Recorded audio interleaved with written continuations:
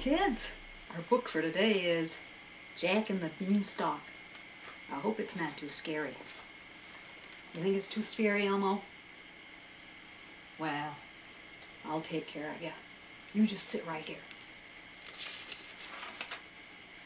Once upon a time, there was a boy who lived with his mother in a tiny cottage. They were very poor. One day, his mother said to him, "Jack, you must take our cow to market and sell her so we can buy food." Jack set out at once. On the way, he met an old man. "That's a fine-looking cow," said the old man.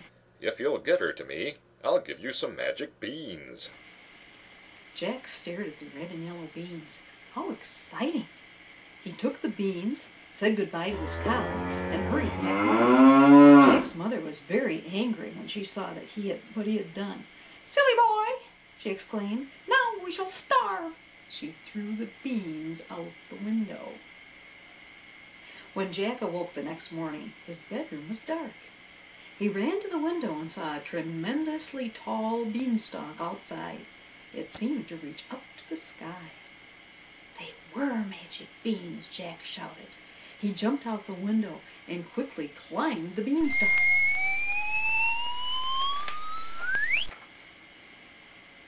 At the top, he saw a beautiful castle sparkling in the sun.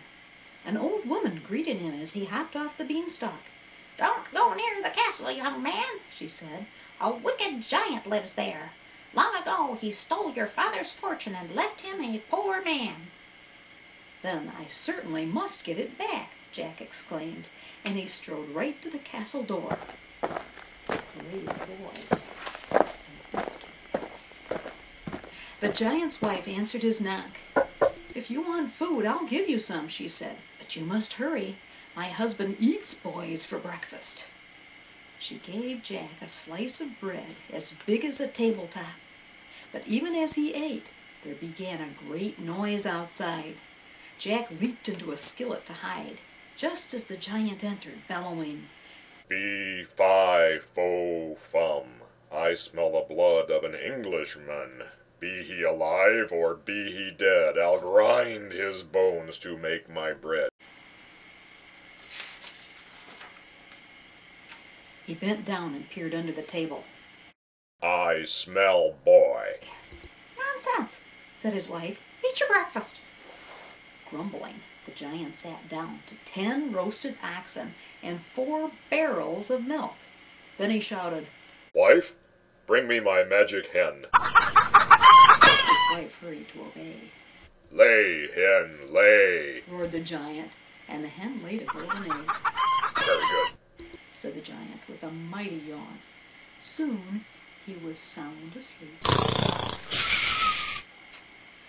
At the first snore, Jack popped out of the skillet, snatched up the hen, and ran off. When he had climbed back down the beanstalk, his mother gasped with wonder. "Jack!" she exclaimed, "it's your father's magic hen!" The next day, Jack climbed the beanstalk again. "I'll give you a bite to eat," said the giant's wife when she saw him. "But hurry, the giant is in a terrible temper because he's lost his magic hen." Jack was eating a tart as big as a fish pond when the castle began to shake. He leaped into a butter churn just as the giant entered, bellowing, "Fee-fi-fo-fum. I smell the blood of an Englishman. Be he alive or be he dead, I'll grind his bones to make my bread."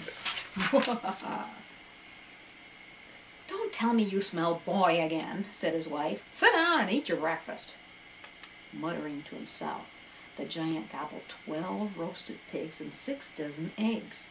Then he shouted, "Wife, bring me my harp." Quickly, his wife did as she was told. "Play, harp, play," commanded the giant, and the harp played such beautiful music that it soon lulled the giant to sleep. At once, Jack jumped out of the butter churn, seized the harp, and ran away. When he reached the bottom of the beanstalk, his mother was waiting. "Oh, Jack," she said happily, "you have found your father's golden heart. When Jack climbed the beanstalk the next morning, the giant's wife was waiting for him. I'll give you a snack if you wish, she said, but you are in great danger. The giant lost his harp yesterday, and he's in a terrible rage. Jack was eating a cupcake as big as a haystack when he heard the giant coming. He jumped into a pail and listened to the terrible roar. Fee, fi, fo, fum. I smell the blood of an Englishman. Be he alive or be he dead, grind his bones to make my bread. Sit down and eat your breakfast, said the giant's wife. Then you'll feel better. Mumbling angrily, he ate 15 roasted ducklings and 200 sausages. Wife, He growled. fetch me my gold. That will cheer me. For a long time, the giant played with his gold pieces. When at last he closed his eyes, Jack jumped out of the pail, snatched the gold, and ran. The giant had only been pretending to sleep. With a roar, he leaped to his feet. I told you I smelled more. Boy, he bellowed as he raced after Jack. Poor Jack ran faster than he had ever run in his life. Mother, get the axe ready, he shouted from the top of the beanstalk. As he climbed down, the beanstalk began to sway. Jack looked up and saw that the giant was coming down too. It was such a frightening sight that Jack dropped the gold and tumbled all the way to the ground. Quick as a wink, he jumped up and took the axe from his mother. Smack, smack. The beanstalk snapped in two. I'm falling. There was a great crash. And the giant lay before them dead. Jack's mother gave him a big hug and told him he was indeed a brave boy. You have brought back your father's hen, his heart, and his gold, she said. We shall certainly live happily ever after.